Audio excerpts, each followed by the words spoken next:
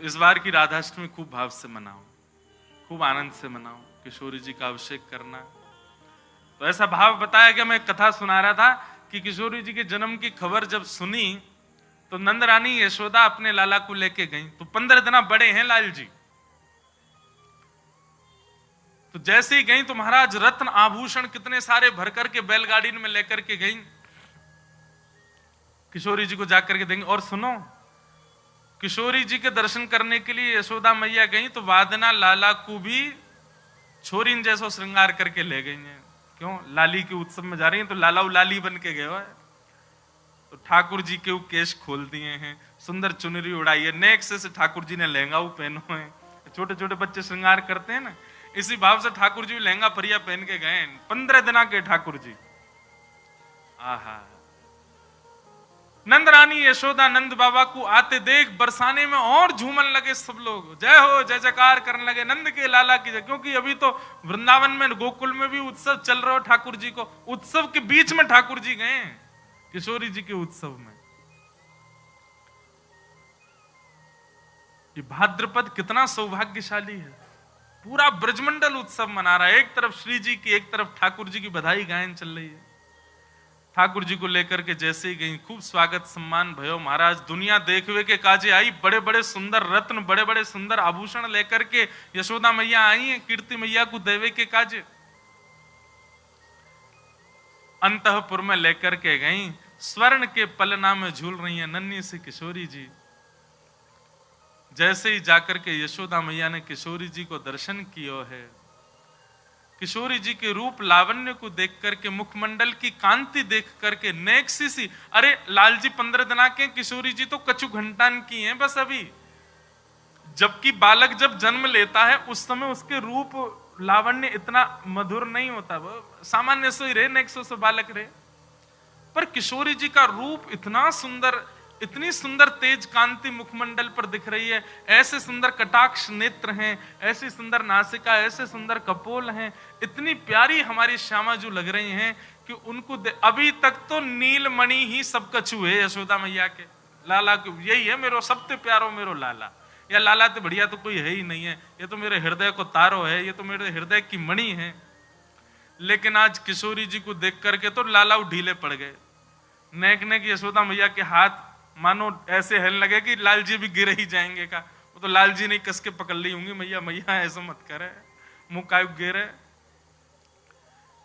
यशोदा मैया ने मन में भावना रखी कि हमारी वृषभानु नंदिनी के काजे जितनी सामग्री हम लाए हैं वो तो इनके योग्य ही नहीं है।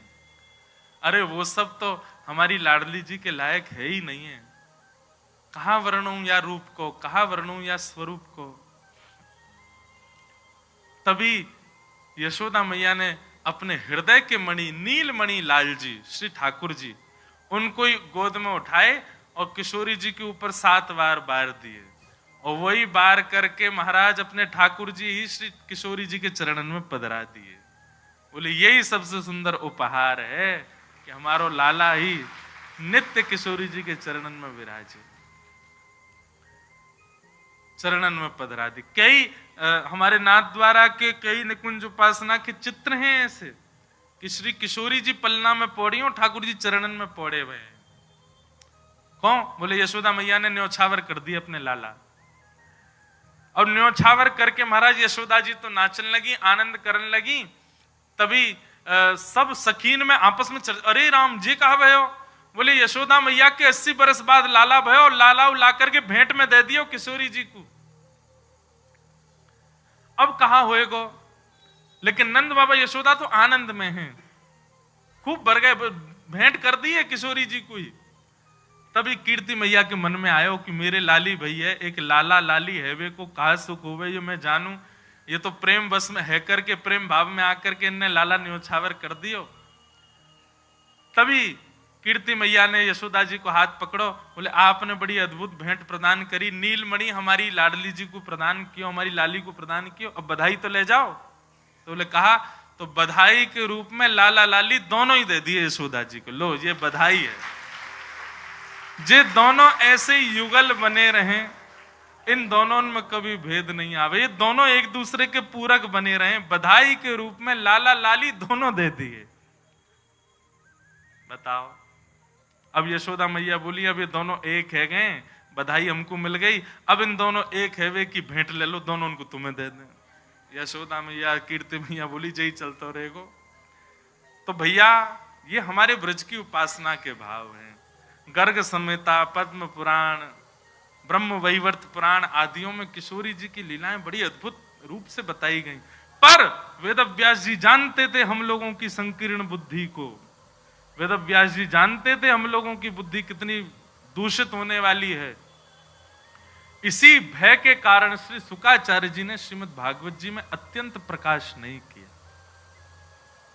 बहुत सूक्ष्म प्रकाश किया। जहां सूक्ष्म प्रकाश किया वहां ये हाल कर दिया हमने। यदि भागवत जी में भी किशोरी जी का प्रकाश स्वच्छंद रूप से कर दिया होता तो कलयुग प्रारंभ होते ही घोर कलयुग आ जाता। इतने दूषित हैं हम लोग। उनके रूप माधुरी, उनकी लीला माधुरी को समझने में हम असमर्थ हैं। ऐसे किशोरी जी को बारंबार प्रणाम करें, बारंबार वंदन करें। और भैया हमारी आपसे एक प्रार्थना, निकुंज की कथा, निभृत निकुंज की कथा और जो भी भाव आप बिल्कुल अंतरंग विलास के यहां सुनते हैं उनको अंतरंग ही रहने दो, उनको ज्यादा प्रकट मत किया करो। ये जैसे जैसे कलयुग आगे बढ़ेगा, ये अभी तो प्रारंभ है, आगामी समय में तो ये निश्चित है कि बहुत और भी कुछ अनर्गल करने वाले हैं, इसलिए इसका ज्यादा प्रकाश ना किया जाए। लाल जी समस्त ब्रजवासियों के साथ वृंदावन आ गए और वृंदावन में आकर के ठाकुर जी विराजमान हुए हैं। वनम वृंदावनम नाम पशव्यम नवकाननम गोप गोपी गवाम सेव्यम पुण्याद्रि तृणवेरुधम। वृंदावन सामान्य नहीं है बंधु, साधारण नहीं है। वैसे तो 84 कोस का पूरा ब्रजमंडल उसको वृंदावन ही कहा जाता है, पर वृंदावन की पहचान दो बातों से है। वृंदावन के एक छोर में श्री गिरिराज जी और दूसरे छोर में यमुना जी, इसके बीच का पूरा जो भाव है, गिरिराज जी से सीधे चलो जमुना जी तक, ये पूरा वृंदावन ही मानो जाए। पहले गिरिराज जी जो थे वे काफी विशाल रूप में थे, तो तिल भर रोज भीतर जा रहे हैं, तो अब सूक्ष्म भाव से हमको दर्शन दे रहे हैं। नहीं तो गिरिराज जी यहीं तक है महाराज, गिरिराज जी की छाया वृंदावन पे पड़ो करती, इतने विशाल गिरिराज जी है पहले।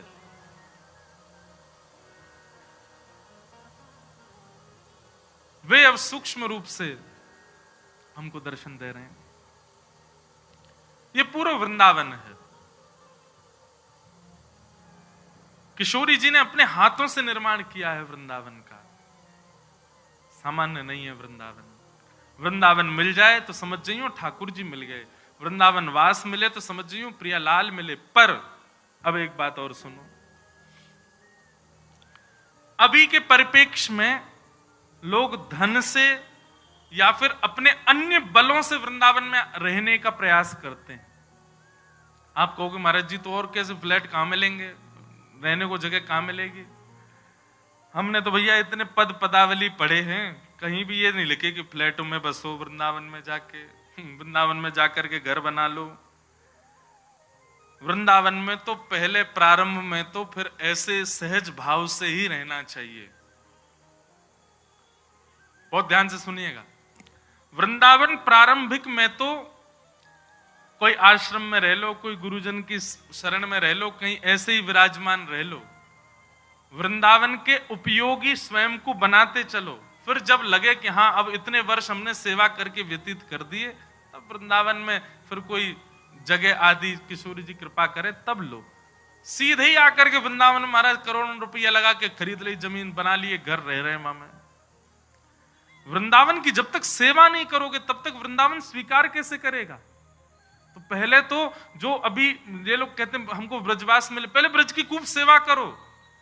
जब जब ब्रज आओ, जब जब वृंदावन आओ, ब्रजवासीन की, रसिक जनन की, रजरानी की, यमुना जी की, वृंदावन बिहारी लाल, राधा रमन लाल, राधा वल्लभ, सबकी सेवा करो खूब, और सेवा करके जाओ। अपने अपने घर में ही रहो, कोई दिक्कत नहीं है, अपने काम करो।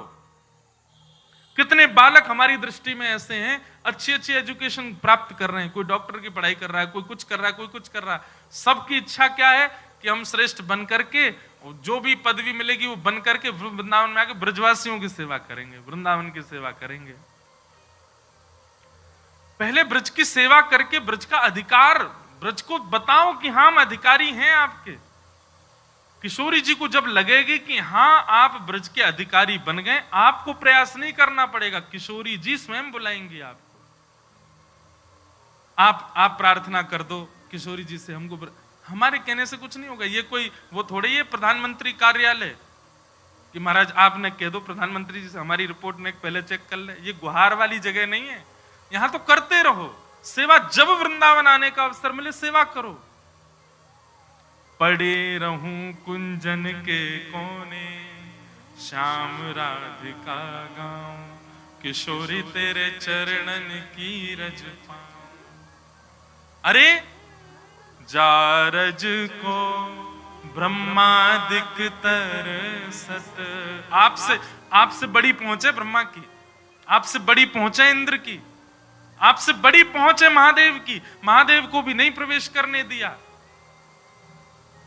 पहले चरण पढ़ो ललिता के, ललिता जी के चरण पढ़ो पहले, ललिता जी से पहले ज्ञान लो, प्रेम क्या है जान लो पहले। तब वृंदावन में गोपेश्वर महादेव विराजमान भये, तब महादेव को आज्ञा मिली कि आओ। ब्रह्मा इंद्र तो अभी भी बाहर ही खड़े, इनको प्रवेश ही नहीं है। यहां से आप जब दिल्ली जाते हैं तो NH2 से थोड़ी दूर पे एक गांव आता है, उसका नाम है चौमा। क्या नाम है उसको? वैसे मूल नाम है चौमुहा। चौमुहा मतलब ब्रह्मा जी वहीं बैठे हैं। वृंदावन में एंट्री नहीं है उनकी। इंद्र तो गिरिराज जी ही भगा दियो, इसीलिए वृंदावन में वर्षा भी कम ही होती है। आज तक भयभीत है, बोले तब तो गिरिराज जी उठा लिया, अब क्या होगा पता नहीं। इसलिए वृंदावन में मानसून आता है, नेकात बरस के चलो जाए। कभी कभी बहुत बारिश होती, वृंदावन में ज्यादा बारिश नहीं होती। और जो ब्रज में रहते हैं वो अनुभव भी कर रहे होंगे। उमस खूब हो जाएगी, गर्म भी खूब पड़ेगा, सर्दी भी खूब पड़ेगा, बारिश ज्यादा नहीं होती वृंदावन में। इंद्र भयभीत है। तो आपसे बड़ी पहुंचे इंद्र की, आपसे बड़ी पहुंचे ब्रह्मा की। आप क्या रखोगे ब्रह्मा के आगे अपना स्तर? उनको प्रवेश नहीं मिल रहा, आपको कम से कम वृंदावन आने का अवसर तो मिलता है, वृंदावन में भजने का अवसर तो मिलता है।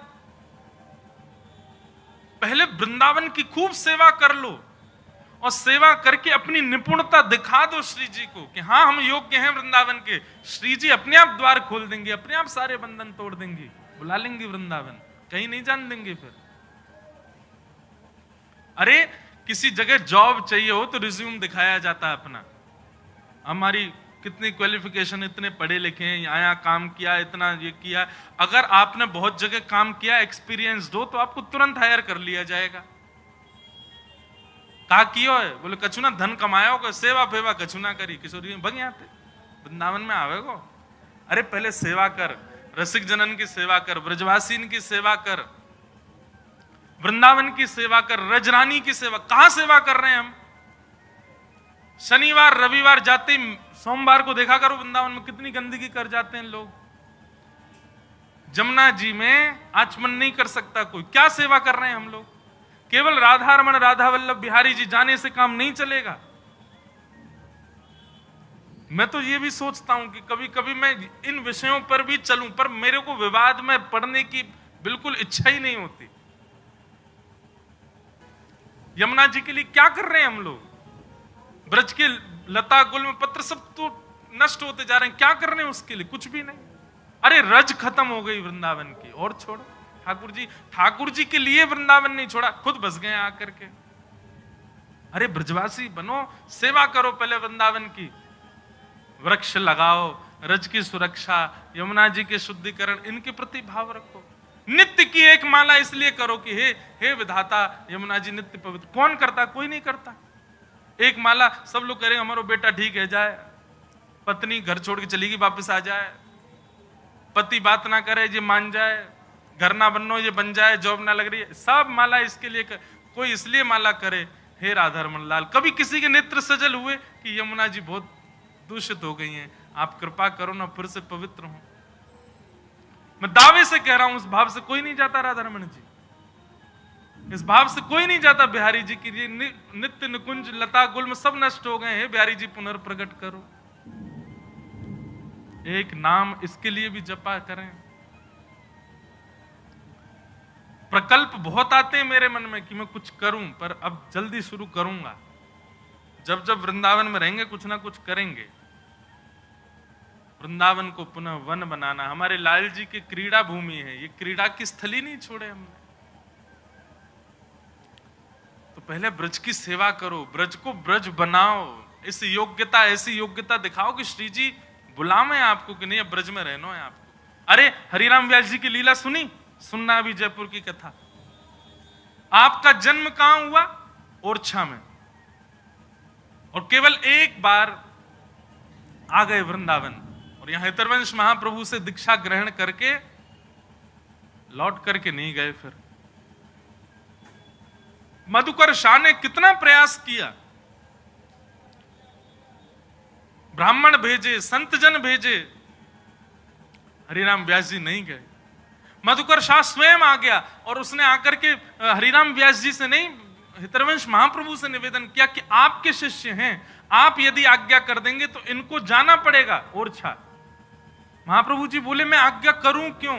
मधुकर शाह बड़ा चतुर, उसने कही कि यहां रहेंगे तो अकेले इनका कल्याण होगा, वहां चले जाएंगे तो हजारों का कल्याण होगा, एक से अधिक का कल्याण हो, अच्छा है ना। महाप्रभु जी को लगा बात तो ठीक है तुम्हारी, चलो ठीक है हम आज्ञा कर देंगे। और जैसे ही महाप्रभु जी ने कहा हम आज्ञा कर देंगे, उस समय हरिराम व्यास जी निधिवन में थे, और निधिवन में बस हमारे श्री स्वामी श्री हरदास जी महाराज के चरणों में बैठ करके कुछ श्रवण कर रहे थे। तभी समय हुआ तो प्रणाम करके वहां से जैसे निकलने लगे, निकलते समय किसी व्यक्ति ने मार्ग में ही बता दिया, बोले आज तुम राधा वल्लभ जी मंदिर मत चले जाना। बोले क्यों? मधुकर शाह आया, बोले आने दो, वो तो ऐसे घूमता रहता, मुझको ले जाना चाह रहा है वापस ओरछा। बोले नहीं वो आपको ले जा, उसने तो दूसरा ब्रह्मास्त्र छोड़ा। बोले क्या? बोले उसने हितरवंश महाप्रभु जी से कह दिया है कि आप आज्ञा करो। हरिराम व्यास जी बोले गुरुजी ने हामी तो नहीं भर दी? बोले गुरुजी ढूंढ रहे हैं तुमको कि तुम जाओ तो वो तुमको आज्ञा कर दें कि भाई तुम चले जाओ ओरछा, और गुरु आज्ञा तो आपको माननी पड़ेगी। हरिराम व्यास जी पछाड़ खा के गिर गए पृथ्वी पर, और बार बार लता गुल्मों को अपने हृदय से लगाएं, ब्रजरज को अपने तन से लगाएं, यमुना जी में जाकर के यमुना जी को हृदय से लगाएं, और बार बार कान पकड़ के कहें मुझसे कोई अपराध हो गया है, आप क्यों ऐसा कर रहे हैं? हे वृंदावन आप मुझे क्यों दूर भेजना चाह रहे हैं? मुख पर कालीत पोतली, पूरे मुख को काला काला स्याही से भर दिया। अब लोग तो बहुत बड़ी बड़ी बात, कोई संत कह रहे बोले गधा पे बैठ गए और बैठ करके वृंदावन में डोलन लगे। किसी ने कही क्या कर रहे हो? बोले वृंदावन छोड़ के जाने वाले की यही गति होनी चाहिए, किसी को मुख मत दिखाओ और ऐसी स्थिति में ही रहना चाहिए। तब उनका एक पद है श्री हरिराम व्यास जी को। हरिराम व्यास जी थोड़े से सीधे बोलते थे,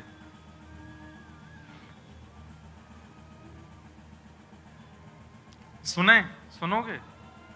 घबराइयो मत। हाँ, जो बाहर जाने वाले घबराना नहीं है। हरिराम व्यास जी कह रहे हैं वृंदावन तज जे सुख चाहत ते राक्षस प्रेत।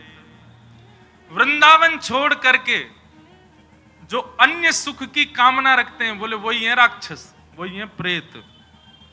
व्यासदास के उर में बैठियो मोहन कही कही देत।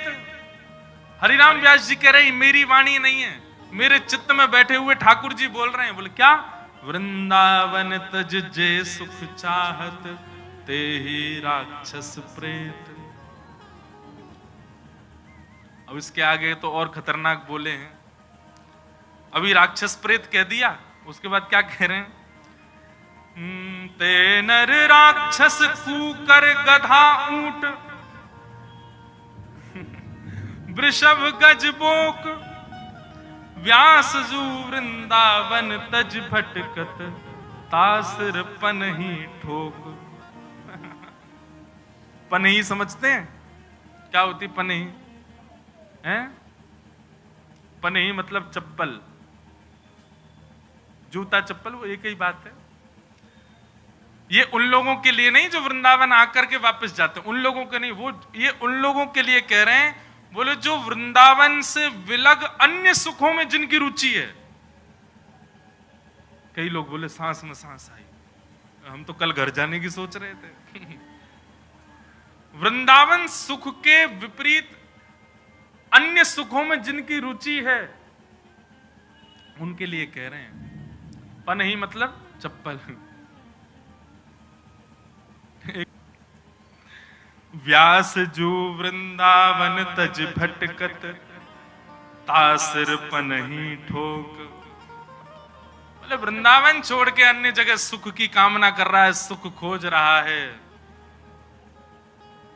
बाकी सिर पे तो पनही पड़नी चाहिए। अरे वृंदावन मिल गो, वृंदावन यदि एक बार भी प्रिय लग गया हो, हमारे राधा रमन जी नेक सुंदर लग गए हो, राधा वल्लभ जी में नेक मन लग गए हो, बिहारी जी के मंगला में, महाराज बिहारी जी के बंगला में मन झूम गए हो, समझ जाइए तुम वृंदावन के नेक करीब आ गए। बस अब और कहीं मत जाओ, वृंदावन के ही है जाओ। वृंदावन को भजो, वृंदावन को रटो, वृंदावन में रहो, रहो चाहे कहीं भी, तन में सदा, मन में सदा वृंदावन रहे।